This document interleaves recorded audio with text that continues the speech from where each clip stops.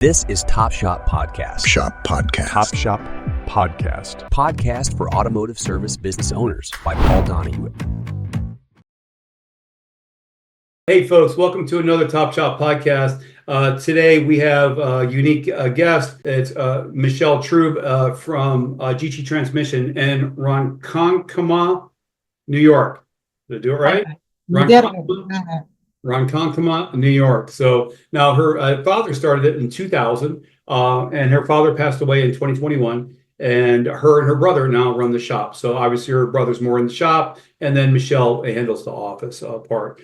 Keeping in line with what we do at Top Shop Podcast, we want to interview people that have been in the industry over 10 years. I would have loved to have interviewed your father before he passed, because that's what we have happening right now. Is there's a lot of auto repair shops, transmission, auto repair, auto body repair. People work 10, 20, 30, 40 years.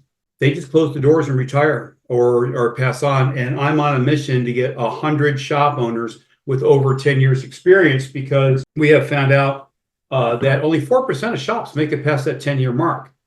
Wow. So 80% of shops normally fail within the first 5 years. And of that 20% that make it, 80% of those fail within the next 5 years. So your shop has really stood the test of time. You're now second generation, you and your brother, handling the shop. So, now, we didn't get a chance to meet, but how we got together was through the Vision Trade Show. We'll talk about Vision in a little bit.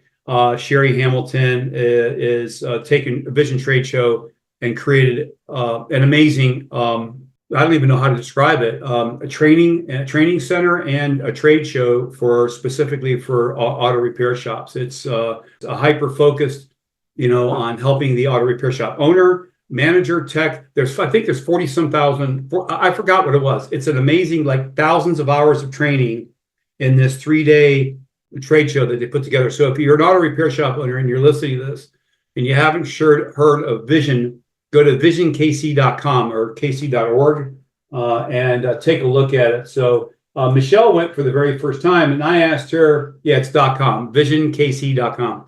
So I just asked Michelle, was it your first year at Vision? She said yes. I already knew the answer to her question. My next question, are you going to go back again? Yes. So it was my first show there. I had a small 10 by 20 booth. We have a 10 by 10 booth. Next year, I have a 10 by 20. I'm doubling the size. Because we really want to, if you really want to get known in that industry, and you really want to do some networking and meet other owners and talk and go to the Vision Trade Show. So, can you share me a little bit of story? Tell me about GT Metrics. Tell me about how the shop got started and all that, and Sure. A little history. Yep. Well, my father opened up his first transmission shop in 1983. That shop he ran with his father and my mother. Oh, wow. Still around. My mother now runs that shop. That's Globe Transmissions in Central Islip. Okay. Stone's throw away. And in the year 2000, they kind of split and did their own thing, and he opened GT Transmissions. Okay. So Globe Transmissions is run by your mom and in the same town. That's an interesting competition there. You got going on. So not really competition. We don't like to. We work a lot with them. We get their overflow, or they get our overflow. If we have trouble with anything, they're, the first people we call, and vice versa. So how long have you been in the industry? I guess you grew up in it, right? Yeah, forever. Which most kids that have parents that are in this industry, they're in the shop. The grease, and my dad used to give me these little the check balls for the valve bodies as rewards for being good and not bothering him too much. So I had a really different size silver check balls. So that was cool. I basically grew up in the shop. I worked at my mother's shop when I was in my teens. And then I kind of ventured off and did my own thing, thought I was done, and I had my career and I was set. And then Dad passed away, and we couldn't just let the business die. So we stepped in, and here we are. Well, that's great because all that I've seen a lot of shops close recently, which is why Top Shop Podcast is on this quest to get 100 owners and get their expertise and experiences recorded like this before they retire, pass on, or just close the doors. A lot of shops, they really didn't plan their exit strategy very well, and after 30 and 40 years of work, they just closed the door. So, which is kind of sad. If you do it right, you can build a business that's easily sellable to somebody, because who doesn't want to take over an auto repair shop that wants to start an auto repair shop that's got a 20-30 year history, Yeah. and already has a client base. So it saddens me every time I hear a repair shop owner say, yeah, I'm just going to close the doors. So I was going to say, what motivated you to start your own business, but your dad passed. So just as an aside, what was your career before you came back to the transmission? I was a service manager at United Rentals, so big construction equipment. Sure. I dealt with the, servicing and repairing very large fleet of rental equipment. Okay. So let's go a little bit into like core values. Shop owners always want to hear about this because the successful shops have really good cultures, and those cultures are normally built around the core values. And the shops that have real good reputations, they don't have a problem getting texts. Texts here, hey, this is a great shop to work for, and they'll come and apply. So other shops, they don't really have a really good culture. I don't pay you to think, I pay you to work type. Old school. No, we're not. That doesn't float anymore, especially with today's technician, which they're basically, if you're not computer savvy today, I don't care what business you're in, you're done. You can't be a front desk clerk at a hotel and not know computer programs or software, so or not at least be able to adapt to them, pretty well. So, what are some of the core values of the guiding principles that have contributed, do you feel, to your shop's success? Well, we try our best to understand people, understand where they are in their lives, and take the time out to know them and work with them. Just because they're employees doesn't mean, you're not working with them. We work with these people every day. We talk to them on a regular basis. We have regular barbecues. We got a barbecue in the back. They'll get steak. Yeah. We value work-life balance. I have a question on that in a little while on work-life balance. Yeah, we do our best not to work on the weekends. We're here from 8 to 5, and at 5 o'clock, unless they are mid-wrench, there's no reason why it can't wait until tomorrow. Right. Unless, there's that customer that desperately needs their vehicle back. But we specialize in transmissions. So most of the time it's not happening next day or same day. Right. So you do some auto repair though? We do. We try to stay away from it. Right. Possible. But if the car's up on the lift and it needs a set of brake pads and we have the front tires off, of course, we're not going to tell them you got to go to the road. But for the most part, if it's any major engine work or something that we are not going to get involved in, we'll send it to one of the shops that we work with. We work with most auto repair shops in the area. They send their transmissions to us. We send their, the engine or the tires or whatever it may be. All that stuff. Yeah. Yeah. If you got somebody on the rack and you see really horribly worn tires, you really need an alignment. We suggest you go over here and get that done because you're throwing your money away on your tires. Right. Yeah. Okay. So, family that eats together stays together. I have almost all of the shops that have been around for a long time. It's pretty rare that I hear one that doesn't have some sort of a weekly lunch for their techs and their staff. So, and you got a new barbecue. That's always a hit. So you guys have your own barbecue grills. Do you do it once a week or once a month or? Yeah, it's not really a set time that we do it, right. But it's probably times a month. Okay. Probably every week, probably. But it's nice to have everybody sit down and eat. Right. I try to plug as many beneficial companies or programs that I can during every podcast. So are you a member of Amazing Women in Automotive? Yes. Oh, Yeah. you are. All right. Okay. Because Yeah. Tiffany was a guest on the show. So you're an Amazing Women? I am. Okay. It's great. I'm glad when I saw this on my calendar, I'm like, all right, I got another shop owner woman interview because it's usually men. And Yeah. there's a lot more, men are usually doing the grunt work. It's the women that actually run the business, so with a lot of shops, So there's a lot of women already in automotive, but the men are usually the front line, for the shop. It's owned by my husband owns the shop, Well, he might own it, but you run it. 90% of the time, the woman's the one that runs it. She takes care of all the advertising, she takes care of the marketing, the website.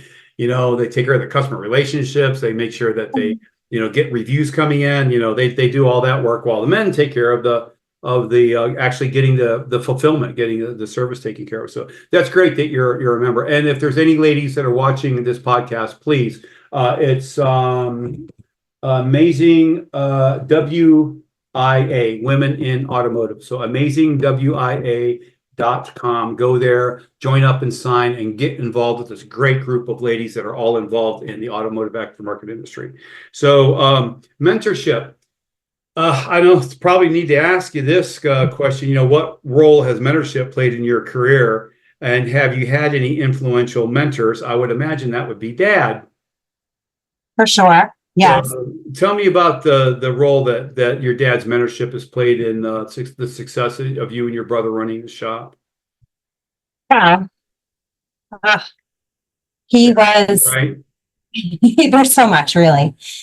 He was just a good guy. I still have people come in 3 years later, almost 4 years now, asking about him, and they're shocked to hear the news because most of the time we don't have repeat customers. They get their transmission, they don't see them for 5-10 years, and then they come with their son's car or their friend's car or whatever, and they'll hear about it and they'll get very upset. But he helped everyone almost to a fault. What was the main lessons that you felt that you learned from him that is that you've transferred into the managing of this business under you and your brother's tutelage? To do the right thing. It's very simple. Common sense. Yes. Which is not common. I don't know who said that. That everybody knows it and everybody does it. But there's still, a good amount of people who aren't doing the right thing, and they should be.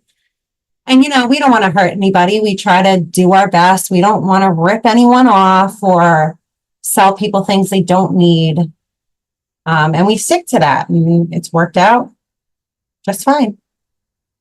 Awesome. It's very simple advice. So integrity, right? Yeah, exactly. Integrity, one word, integrity. So how are you staying innovative and adapting to changes in your industry? And what sort of changes are you seeing? Like EVs don't have transmissions, right? Yeah, we haven't even gotten an inch into that field yet, but maybe one day.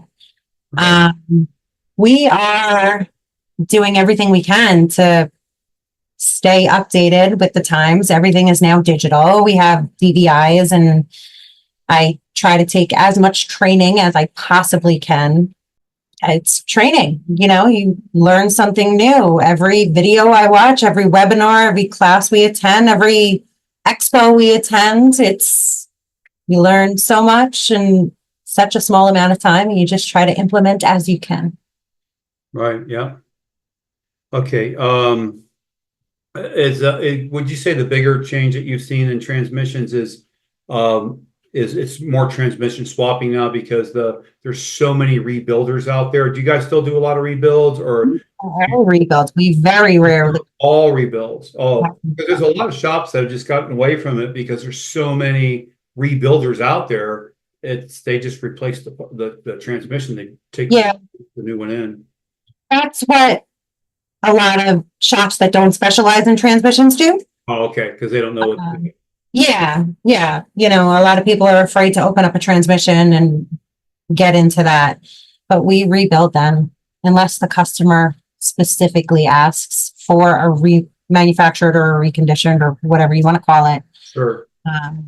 We rebuilt them Yeah, nine. that's a lot of knowledge. How long have some of your techs been with you? Well, when my father, he only had one other guy working with him. He was Okay. on his way to retirement. He talked for about 10, 15 years about how he wanted to retire. I was taking in very little work, just enough to keep the doors on. If it Mhm. was a nice day, he would go fishing. No. Okay. You put a sign up at the door that says going fishing, and that's it. Right. Um, so we don't have that employee anymore. He has since moved to Pennsylvania, but the guys that we have now have been with us. Well, two of the three guys have been with us basically from the start. Our start, anyway. Okay. So you got 3 techs. How many lifts? We have 4 lifts, 4 lifts. 3 base lifts. Yeah. And okay. 3 bays, you said? Yes. Okay. And 3 techs. And your brother's one of them, right? Exactly. Yeah. Yep. So Your main transmission builder. Couldn't do it without him. okay. Can you share any strategies for balancing work and personal life? It sounds like you really got this down pretty well because your dad really set the pace. Other shop owners really struggle with this. They're putting in 12, 14-hour days. They're trying to get, especially the ones that are just starting out. And sometimes, you know what? That's what it takes. Yeah. Get something off the ground. That's why it's so much better to buy a business than it is to try to start one from scratch. Yes, for sure. I was at a Tony Robbins seminar, and it was it's the supposed to be the Rich Dad and the Rich Dad Poor Dad Robert Kiyosaki books. I forgot the guy's name. Keith Cunningham. So Keith got up on stage and he said, "I'll never start a business. I'll always buy one." So starting a business is like going to the airport and you get to your gate and they say, "You see all those parts out there on the tarmac? That's your airplane. Here's the manual on how to put it together. And then after you get it put together, here's the manual on how to fly it." So buying a business, the plane's already there and the manual's already there. All you got to do is go in and tweak it. So I didn't listen to that advice. I started my own. So, but anyway, any strategies actually because for work life? Are you a mom or? I am. Yep. Okay. 15-year-old daughter. Yeah. And it's probably the only reason why I have any kind of work-life balance. Okay. How old's your daughter? 16. Oh, 16. You have a teenager. Okay. Yeah. She needs rides everywhere. Right. Yeah. So if she wasn't at home, like, Mom, I got to get to practice, or I got to, go here or there, driver's ed, I would probably sit here and find work. There's always something. There's always more. There's always more that I can be doing or I feel that I should be doing. Just have to peel myself away and walk out the door. Sounds like you got that typical entrepreneurial syndrome, because even after I've worked a 12, 14-hour day, I feel guilty because I lay in bed and watch some stupid documentary on 3-toed sloths in Costa Rica just before I go to bed. I'm like, I should be doing something more productive, Yes. Anyway, yeah. What are some of the important lessons you've learned? Because every business, it will not succeed if the money's not handled correctly. So, what are some of the important lessons that you've learned about managing financing and finances and making wise financial decisions for your shop? I'm still learning. I learn more every day. When my father passed away, I really didn't grasp the business end of the business, to be honest. Mm-hmm. There was so much that I had no idea. But, you just have to make sure that you're not giving things away. At first, we were literally just giving away everything. Come in, oh, it was just a light bulb. We just threw it in for you. Or and that's fine to help people because we still do, but you still have to charge for your time and, keep people happy. Right. So, but anything about like putting a certain portion towards marketing, a certain portion away for a rainy COVID day or any Hopefully no more of those. right. Yeah, I hope not. That's for sure. Yeah. Yeah, we try to take a percentage, 2%, and put it away for training and that kind of stuff. Okay. And that's what pays for you to go to Vision and, Yeah. okay. Yep. Because you got to fly there, get a hotel. And do you take all the techs with you or do you? Yeah, Vision was my first expo. Okay. That was your very first one. Okay. Actually, yeah, I won a scholarship through the Amazing Women in Automotive. So I just had to pay for my airfare there and back, and everything else was through the scholarship, which was amazing. But since then, I realized that we really have to get everyone to go there. It's very important. So we've been setting some aside Yeah. for everyone to go to training. I'll make sure that as my company grows, I contact all of my owners, all of my customers, and make sure that I say, "Hey, are you going to Vision this year?" And just try to get as many of them as I can to go to Vision because it's just so beneficial for them, and it's so good for them to shut the doors for a couple of days if necessary and step away and work on the business instead of in the business. So Yes. it's really really important.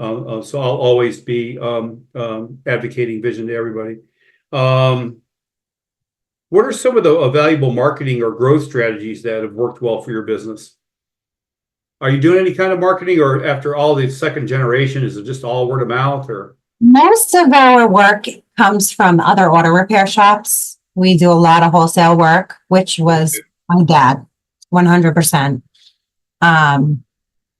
But for the regular clientele that comes in, I guess it's marketing. I should pay more attention to that. We only use like Google marketing.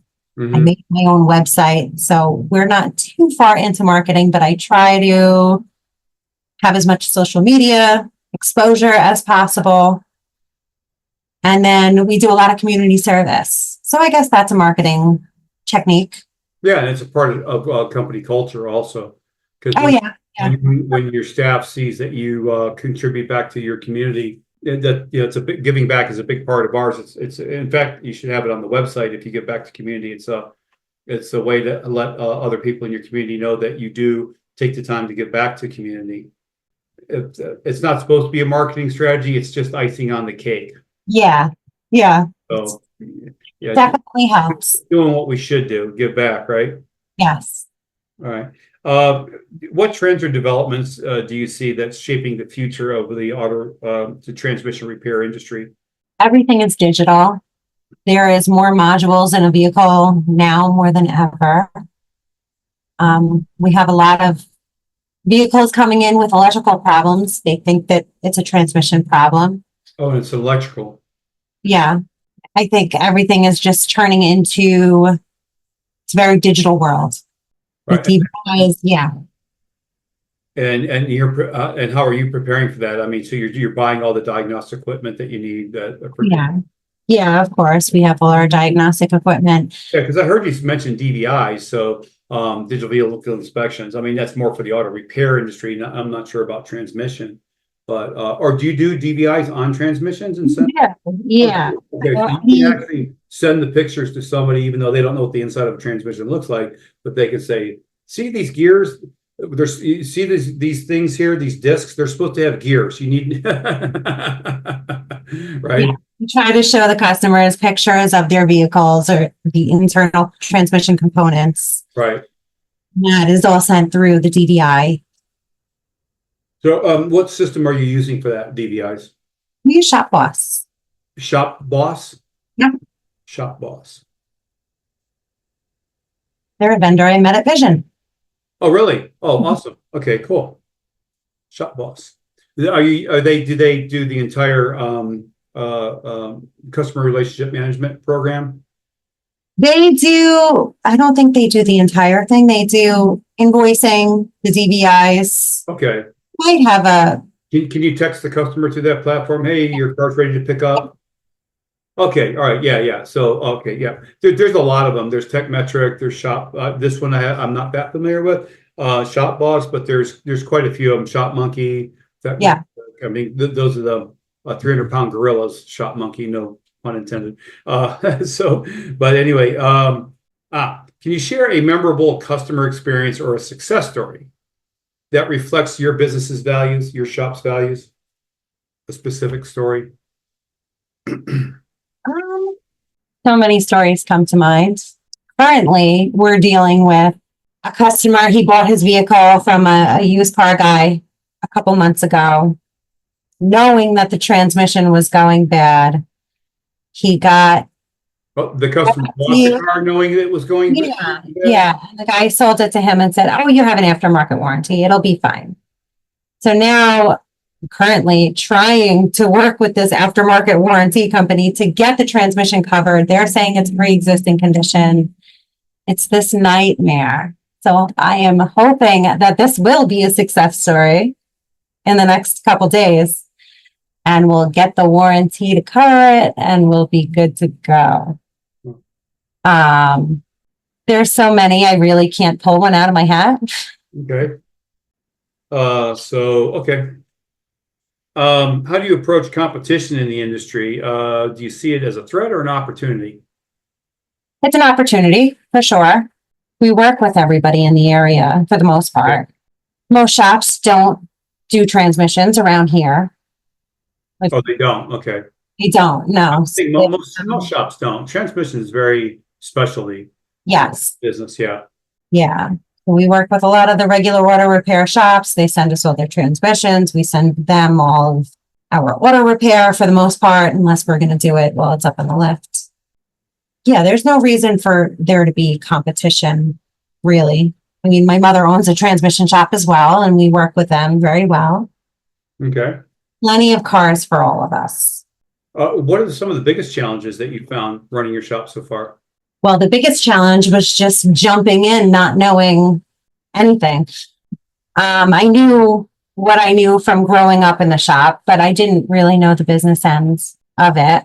That was definitely the most challenging aspect for me, trying to stay up to date and get my brother and all of our guys to understand what needs to be done, how we need to have DVIs and do things a certain way, just keeping everybody on the same page.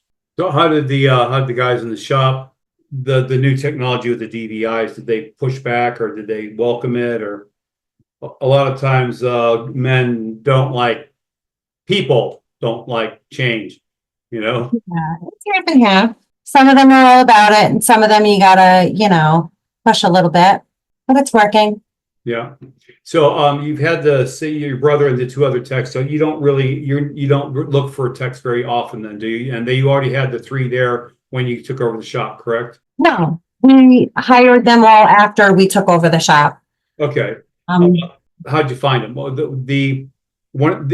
if I go to an auto repair shop owner and say, "What's your number one challenge?" I think what I would hear the most is finding and hiring and retaining good techs. Yeah. So how did you guys find these two? They had just walked in. We had a sign in the window. They walked in, and then our third is friends with one of our guys. Okay. So knew somebody? Yeah. Yeah. But they just walked right in and they worked out very well. Everybody that I found on Indeed, because we were looking for another technician. Okay. They didn't work out so well. We've only had a couple other guys come in, and they were a lot greener than they thought they were. Not very ambitious or really fit well with our shop culture. Right. Those guys didn't work out very well. Right. Yeah. Not everybody's going to work out. Yeah, not very ambitious. So that's a nice way of saying lazy. That's lazy. That's all right. I have to get them off my staff also. So they'll come and they just don't have a sense of urgency or whatever. And it's sad because it's so hard to find good people. Then you find someone and they actually know the job, and they know the job, but they have zero sense of urgency. There's no, sorry, they got to go. So we'll keep them until we find someone else to replace them. All right. So here's the last question. And this is by the best one. What advice would you give to the aspiring entrepreneur that was just starting his own transmission shop or auto repair shop today? Don't do it. Don't do it. No, I'm just kidding. No, it's like digital marketing, man. It is. There's a lot of gears that got like a transmission. There's an awful lot of stuff that has to work well in order to get a really good digital market, a website and a digital marketing growth program for a shop, so they can take on the new business as we bring it in. So same thing with I'm sure with your transmission shop, lots of moving parts to any kind of an auto repair shop, from scheduling, digital marketing and management, website, getting a reputation, CSRs, parts, et cetera, et cetera, et cetera. All of those are a different things. So, but I mean, if you were at a table with a bunch of people that was just getting started in the industry, what would be some of the things pieces of advice that you'd give them that would be beneficial for them? I would tell them to remember that there's ups and downs always. If you're down, don't just give up. It will come back around. Your customers are your most important asset. One customer is going to tell, if they have a good experience, they're going to tell one person. If they have a bad experience, as everybody knows, they're going to go and tell 10 people. So make sure every single customer has a one-of-a-kind experience that they're going to want to go and tell their friends and their family that this place is the best. They're going to take care of you. Just make people comfortable and happy. All right, good. Thanks for that advice. Appreciate it. So anyway, I really appreciate you taking your valuable time to be on Top Shop Podcast. For additional automotive resources and exclusive content, follow us on Spotify and subscribe to our YouTube channel to catch all our episodes. Thanks again for joining us in the driver's seat, and we'll see you next time for another thrilling episode of Top Shop.